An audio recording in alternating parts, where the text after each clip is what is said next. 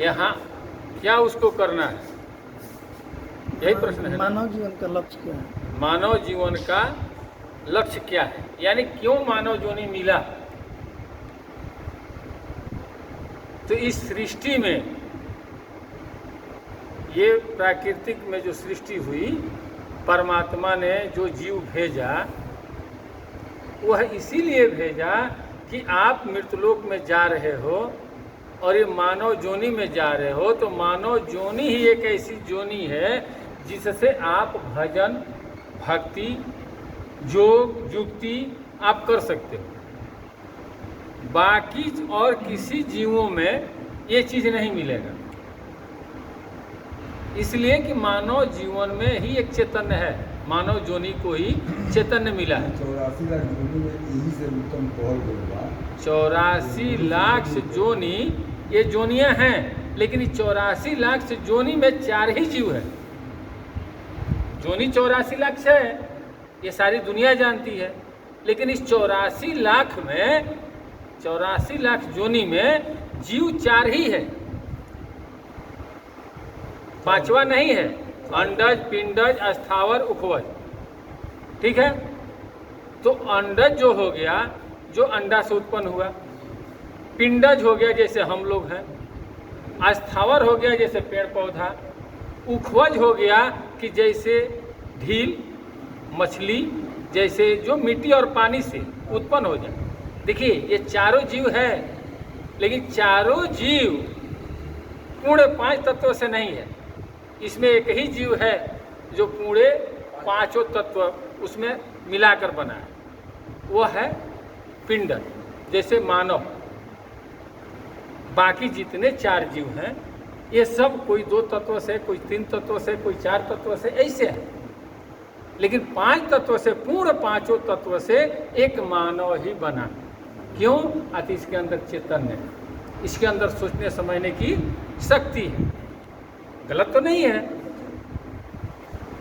अब रहा सवाल कि जो चैतन्य है, परमात्मा इसलिए भेजे मानव जोनि में कि जैसे हमारे आश्रम पर लिखा है, श्री सद्गुरु भ्यो नमः भक्ति योग आश्रम खलवा, लिखा है ना। तो यहाँ पे हमारे सद्गुरुदेव महाराज जो खलवा आश्रम के महाराज जी हैं, उन्होंने ये दर्शाया कि हे मेरे मानव जाति के प्राणी, मेरे शिष्यों, तुम मेरे पास तो आते हो, सिर्फ दर्शन करते हो और मुझ में सब कुछ पाकर चले जाते हो, और मैं तरसते रह जाता हूँ कि तुम कुछ जिज्ञासा रखो मुझसे जानने की। तूने सिर्फ ये देखा कि मैं सद्गुरु हूँ, यही मेरे लिए बहुत है। तुम्हारे लिए यही बहुत है कि तूने ये देख लिया कि मेरे महाराज जी सर्वसर्वा हैं। तो महाराज जी ने कहा कि ये मैं सुनते सुनते मेरा कान जो है वो पक गया है।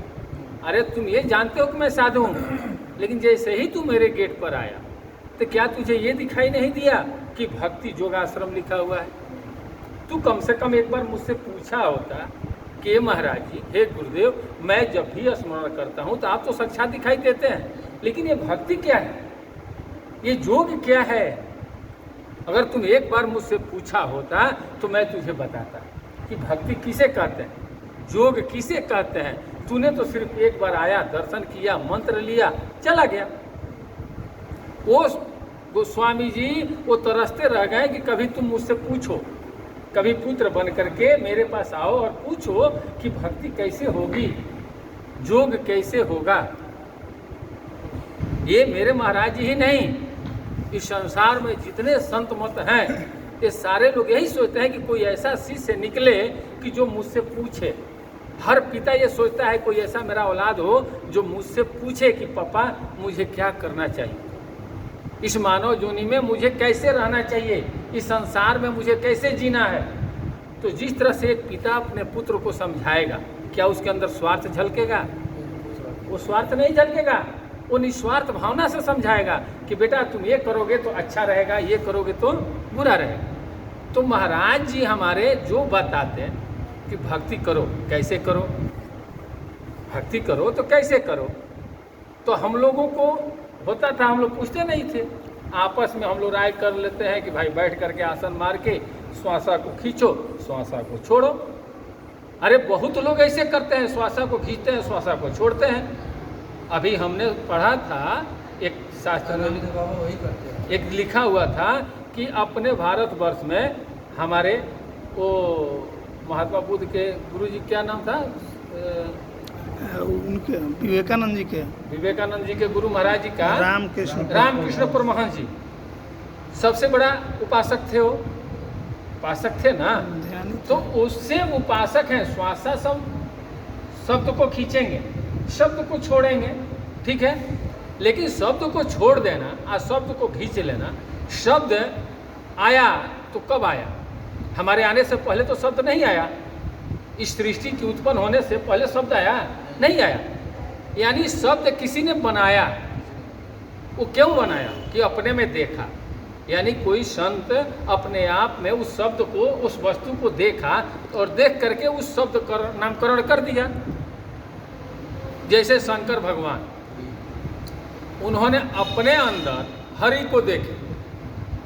सपोज उन्होंने हरि को देखा तो उन्होंने सोचा कि इसका क्या नाम रखें भाई, संसार इसको किस नाम से जानेगी, संत लोग इसे कैसे जानेंगे? तो उन्होंने हरि का नाम दर्शा दिया कि भाई हरि ही है।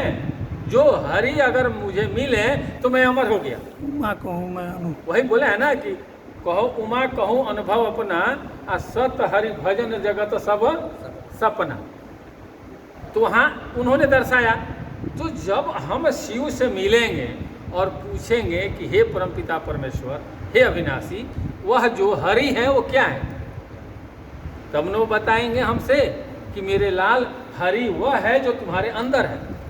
और वो ऐसे निकलेगा। तुम ऐसे युक्ति करोगे, भक्ति करोगे, योग करोगे तो बाहर निकलेगा। लेकिन अगर हम खाली हरि को सुन करके और हरि अनंत हरि कथा अनंता, हरि अनंत हरि कथा अनंता अगर कहते चले गए तो क्या ऐसा हो सकता है? संभव है? आगे हो सकता है? कदापि नहीं होगा। उसको हमको जानना पड़ेगा।